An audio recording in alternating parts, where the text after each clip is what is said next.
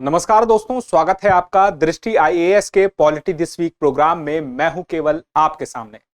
बीते इस सप्ताह में पॉलिटी से जुड़ी हुई कौन सी खबरें आपके लिए बेहद खास हैं, ये आपके लिए जानना बेहद जरूरी है। बजट आ चुका है, इकोनॉमिक सर्वे आ चुका है, लेकिन और भी बहुत कुछ है जो आपकी परीक्षा के लिए महत्वपूर्ण है। वो सब कुछ कवर करना आपके लिए बेहद जरूरी है। तो क्या कुछ है आज इस हफ्ते का खास जो कि पॉलिटी से जुड़ा हुआ आपको दिखाई देगा, वो है संसद के सत्र, इसके साथ ही राष्ट्रपति का अभिभाषण, और इसके साथ ही हम जानेंगे डीनोटिफाइड जनजाति के बारे में और उसको लेकर के क्या अपडेट आया है।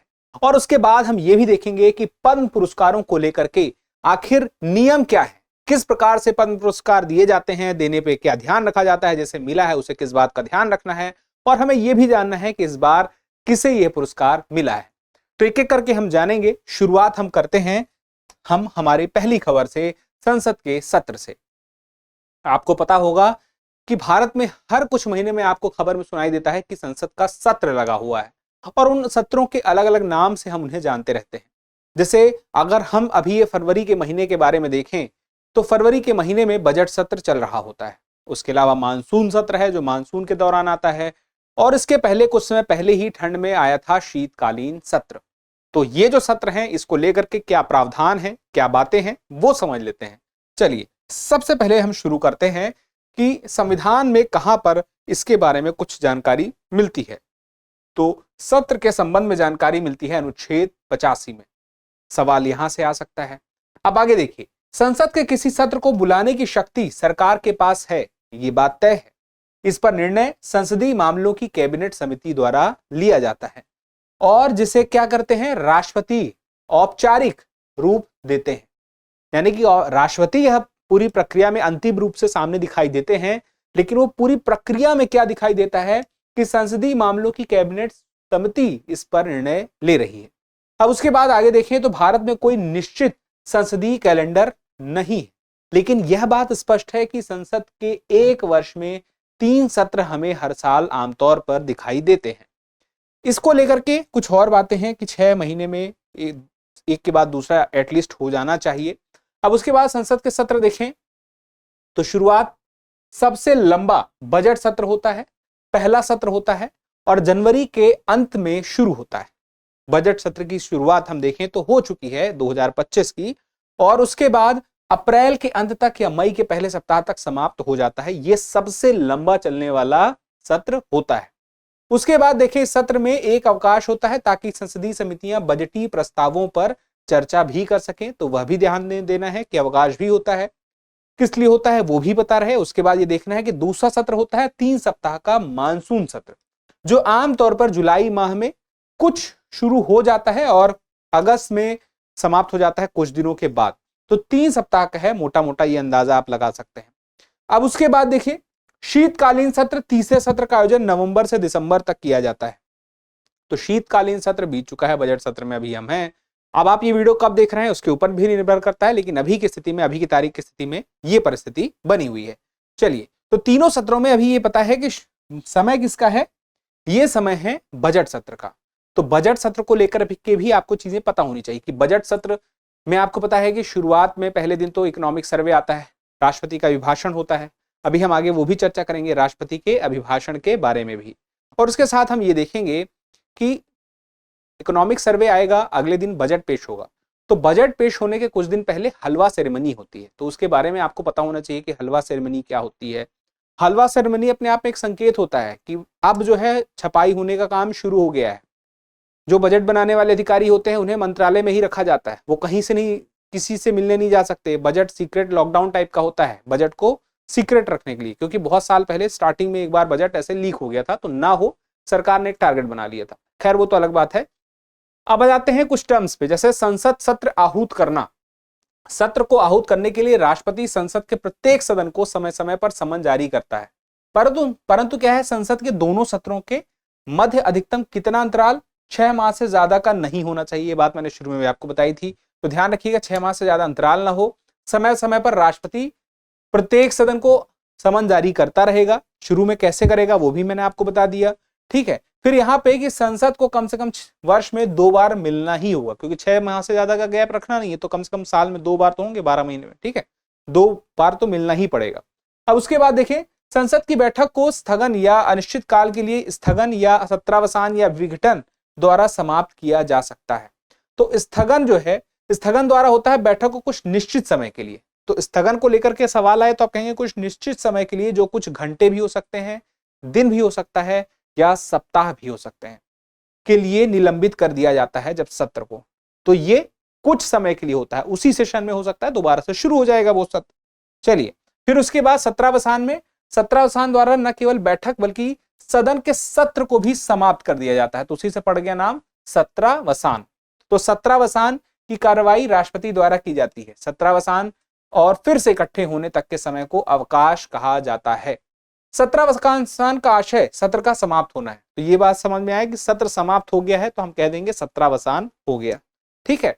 और यहां पर विघटन नहीं कहेंगे, विघटन नहीं हुआ, मतलब सदन बना हुआ है, विघटन उसका नहीं हुआ है, ठीक है। तो लोकसभा के मामले में क्योंकि राज्यसभा भंग नहीं होती है, तो विघटन सत्र का समाप्त होना है, ना कि विघटन, क्योंकि विघटन हो नहीं सकता, क्योंकि राज्यसभा तो कभी समाप्त हो नहीं सकती, ये बात तो स्पष्ट है।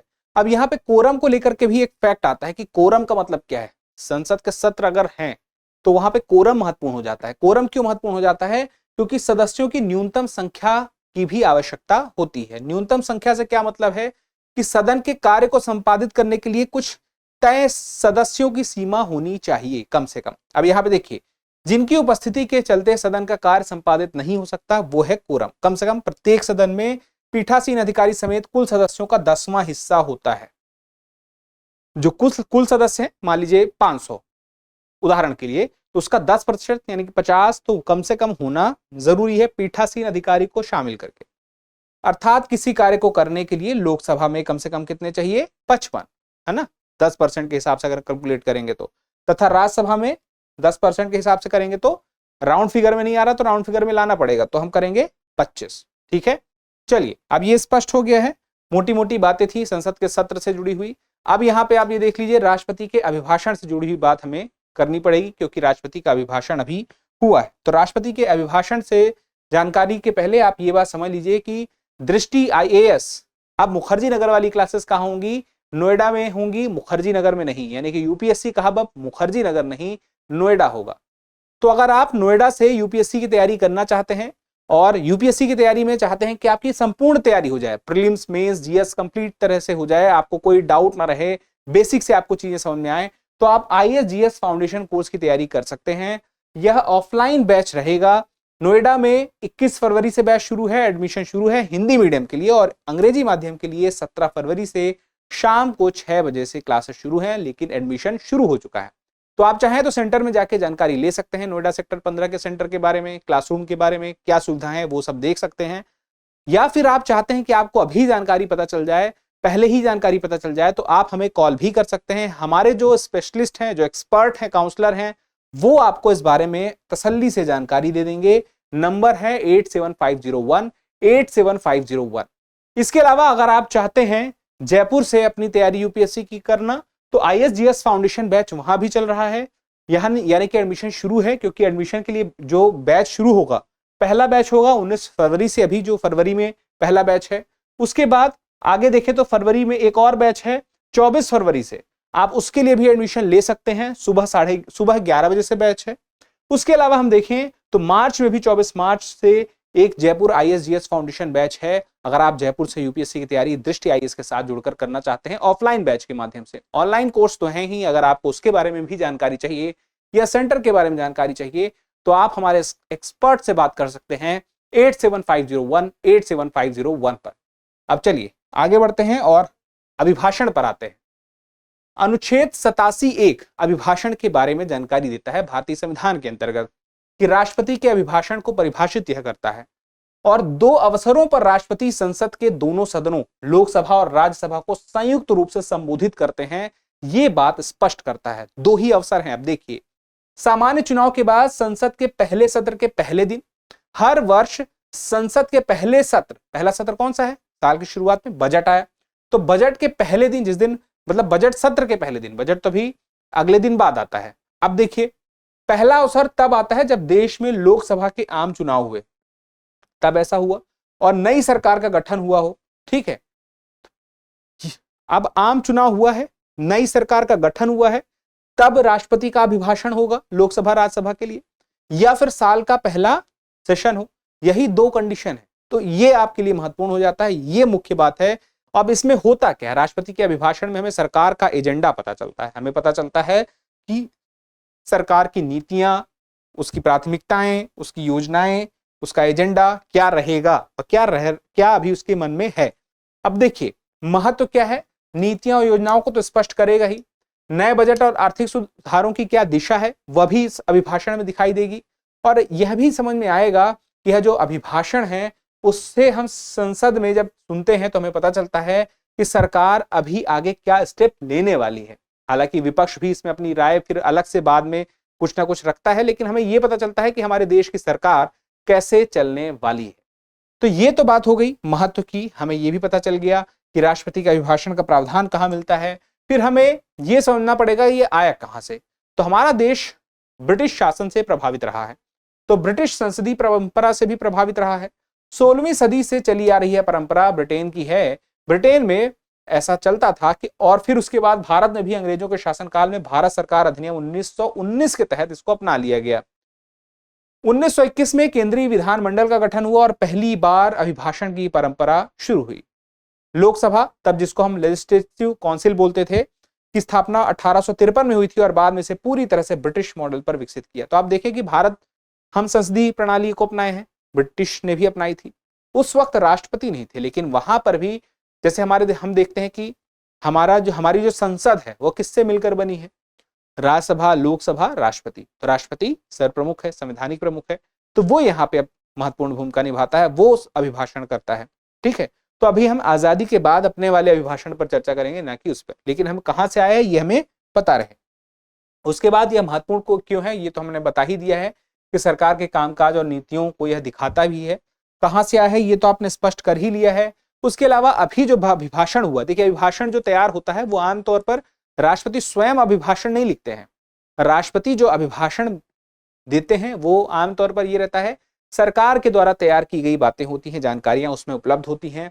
तो उसमें देखें कि जो जानकारी अभी इस बार के अभिभाषण मिली वह अनाज से संबंधित मिली कि कितना उत्पादन हुआ, यह मिला कि एमएसपी की जो है फसलों की वह बढ़ाई गई है ना, मिनिमम सपोर्ट प्राइस बढ़ाया गया, न्यूनतम समर्थन मूल्य बढ़ाया गया, प्राकृतिक खेती के लिए राष्ट्र जो देश की सरकार कोशिश कर रही है।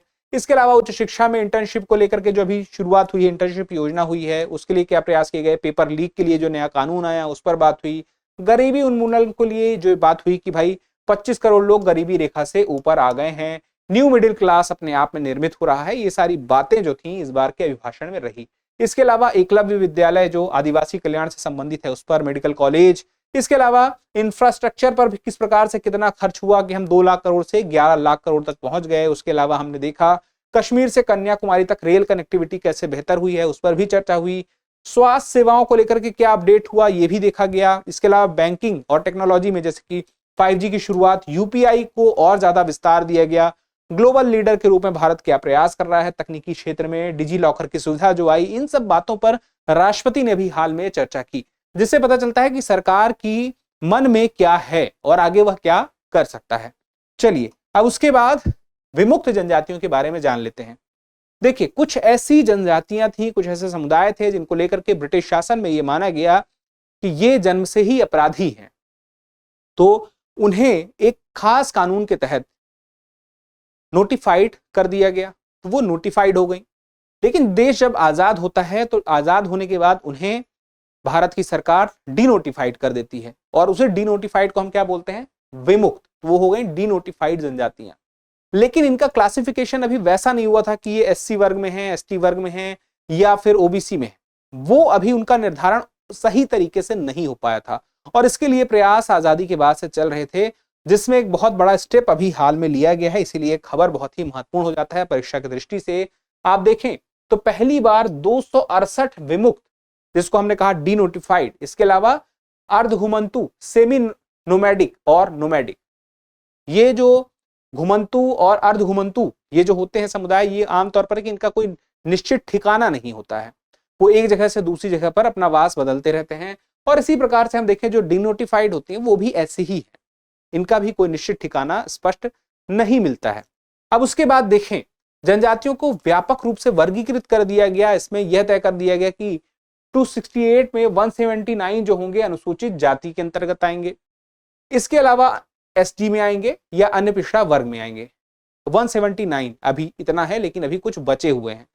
85 जो है उन्हें पहली बार किसी भी श्रेणी में वर्गीकृत किया गया है, और 63 ऐसे समुदाय अभी भी हैं जो अज्ञात पाए गए हैं। और अज्ञात पाए जाने के पीछे की वजह है या तो उन्हें किसी अन्य समुदाय के साथ जोड़ दिया गया, या तो फिर उन्होंने अपना नाम बदल लिया, या फिर वे अलग अलग राज्यों में प्रवास कर गए, तो उनके बारे में ज्यादा जानकारी नहीं हो पाई है। इसी वजह से उन्हें अज्ञात के रूप में नोटिस किया गया है। तो ये बात स्पष्ट हो गई कि ये विमुक्त कहां से आए हैं, डिनोटिफाइड कैसे बना नोटिफाइड से।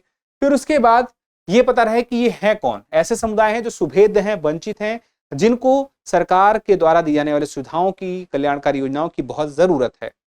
तो ब्रिटिश शासन के दौरान 1871 का जो आपराधिक जनजाति अधिनियम आया था, जिसमें यह तय किया गया था कि यह शुरू से ही अपराधी हैं, तो यह बात जो है अधिसूचित की गई थी, नोटिफाइड की गई थी, जिससे बाद में सरकार ने क्या किया, भारत जब आया शासन यानी कि आजाद हुआ, स्वतंत्र भारत हुआ, तो 1952 में इस बात को निरस्त कर दिया गया। अब आप देख रहे हैं 1871 का आपराधिक जनजाति अधिनियम, कहीं पे आपको ये मिलेगा, लेकिन पूरे भारत में 1871 के आपराधिक जनजाति अधिनियम को लागू नहीं किया गया था। उसमें धीरे धीरे करके कुछ बदलाव हुए और संपूर्ण भारत में 1900, यहां पे लिख देता हूं, 1924 में लागू किया गया। तो कहीं कहीं पे आपको 1924 दिखाई देगा, 1871 भी सही है। ठीक है, अंतर क्या है वो मैंने आपको बता दिया है। अब उसके अलावा ये क्या इनकी पहचान है, ये तो मैंने आपको स्पष्ट कर दी है। इन तीनों के बीच में मोटा मोटा क्या अंतर है वो भी समझ गए हैं। आपराधिक जनजाति अधिनियम 1871 से फिर उसके बाद कैसे 1924 बना और उसमें प्रभावों को लेकर के, विस्तार को लेकर के अंतर रहा, वो आप समझ गए हैं। 1952 में फिर सरकार ने क्या किया ये मैंने आपसे बता दिया है, लेकिन डिनोटिफाइड ही हुई थी, लेकिन अभी ये नहीं तय हुआ था कि उसे किस वर्ग में रखा जाए, एससी, एसटी, ओबीसी। वो करने में भी काफी प्रयास हुए और उस प्रयासों में पहली बार प्रयास होता है प्रथम पिछड़ा वर्ग आयोग काका कालेलकर 1955 में, इनकी समिति के माध्यम से। फिर अगली समिति लोकुर समिति 1965, मंडल आयोग 1980, रेणके आयोग 2008, इदाते आयोग 2017। ये जो समितियां और आयोग हैं, इनके प्रयासों में ये सब भी मौजूद थे और बाकी अन्य तो थे ही। तो अब इसमें हम देखें इदाते आयोग का एक बड़ा रोल दिखता है आगे आने वाले सालों में, और जिसका भी हमने असर देखा किस प्रकार से उन्हें शामिल किया गया है अलग अलग वर्ग में। हालांकि कुछ अज्ञात में है, जैसे मैंने आपको बताया।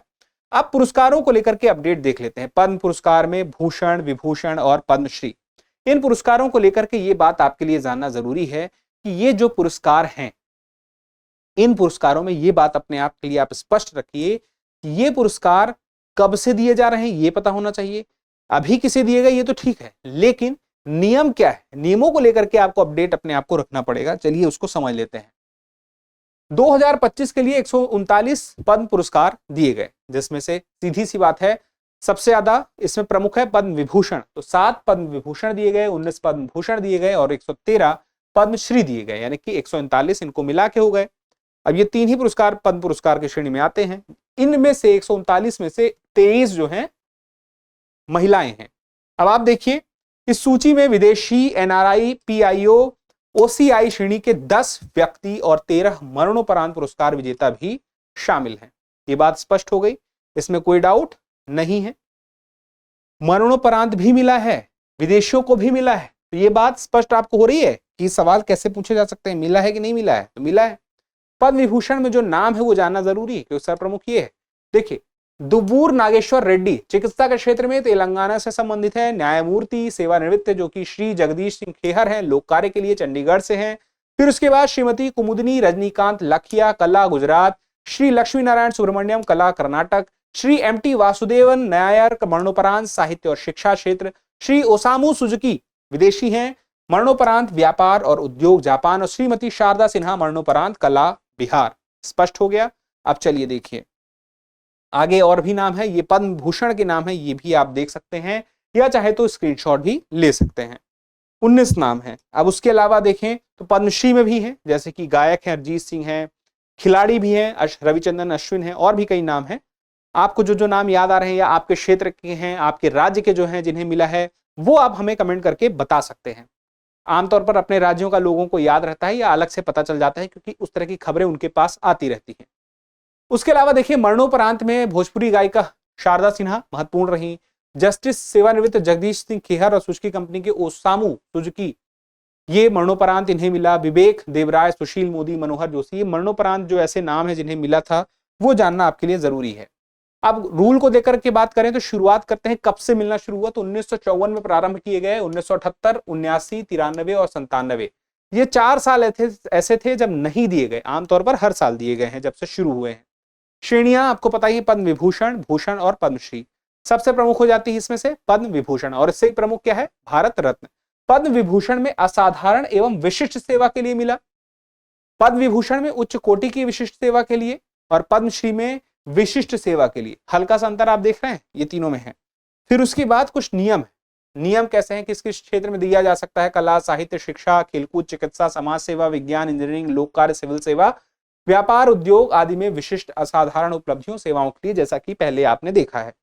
चयनित किए गए व्यक्ति की उपलब्धियों में लोक सेवा का तत्व होना चाहिए, अपने ही लिए का भाव ना हो। ठीक है, सभी व्यक्ति, जाति, व्यवसाय, पद अथवा लिंग के भेदभाव के बिना इन पुरस्कारों को दिया जाएगा, कोई भेदभाव नहीं किया जाएगा, ये भी इसमें स्पष्ट है।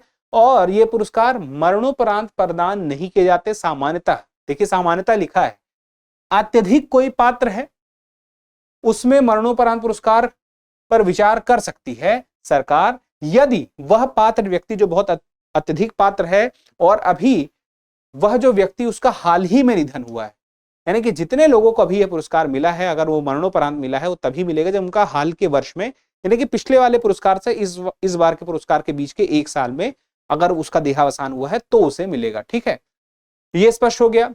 और घोषणा कब होती है, 26 जनवरी के दौरान के आसपास इसकी घोषणा हो जाती है, और कुछ महीने बाद राष्ट्रपति भवन में अभी पुरस्कार मिलेगा।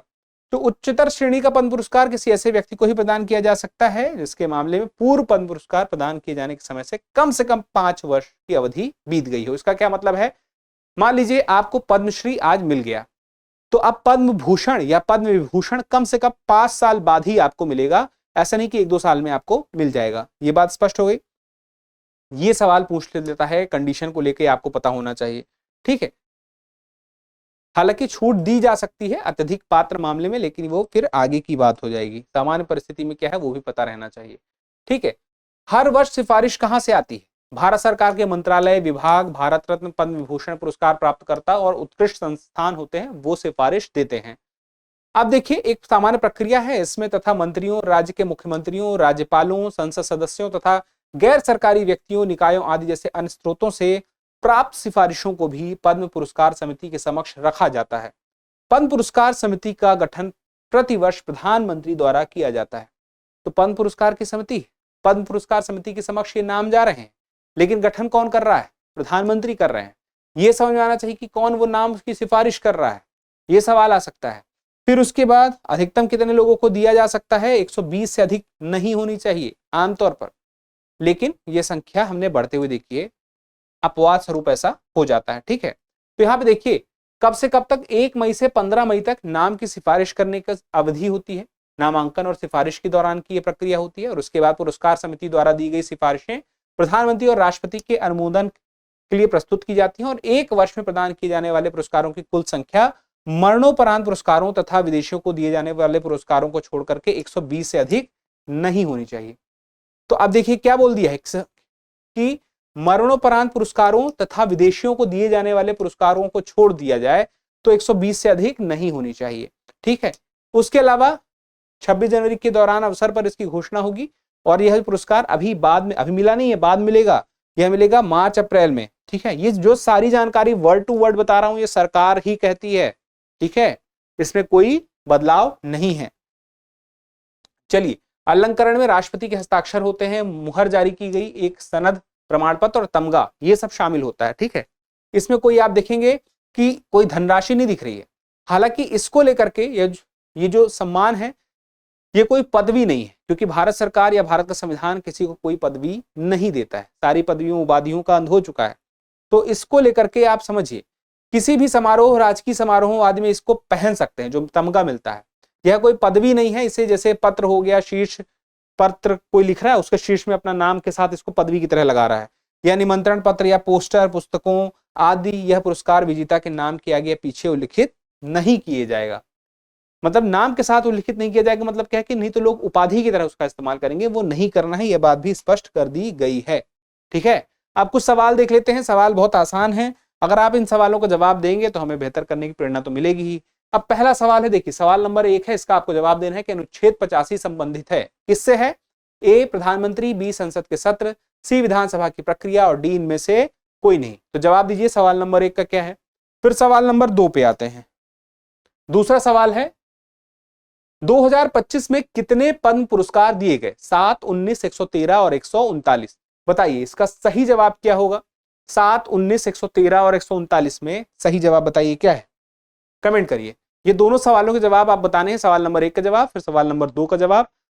अब सीधी सी बात है कि आप जवाब देने का प्रयास करेंगे तो ये समझ में आता है कि आपने पूरे सेशन को ध्यान से देखा है, आपको जवाब पता है, आपने पढ़ा भी है, तो आपको भी अच्छा लगेगा, हमें भी अच्छा लगेगा। आगे इसी प्रकार से बाकी के प्रोग्राम को अगर आप देखना चाहते हैं, इसी प्रोग्राम को देखना चाहते हैं, तो जरूरी है कि अगर आपने चैनल सब्सक्राइब नहीं किया तो चैनल सब्सक्राइब कर लें। चैनल सब्सक्राइब कर लेंगे तो हमारी और आपकी मुलाकात आसान होती रहेगी। फिलहाल के लिए इतना ही, जल्दी मिलते हैं अगले सेशन में, तब तक के लिए स्वस्थ रहें, मस्त रहें, पढ़ते रहें। धन्यवाद।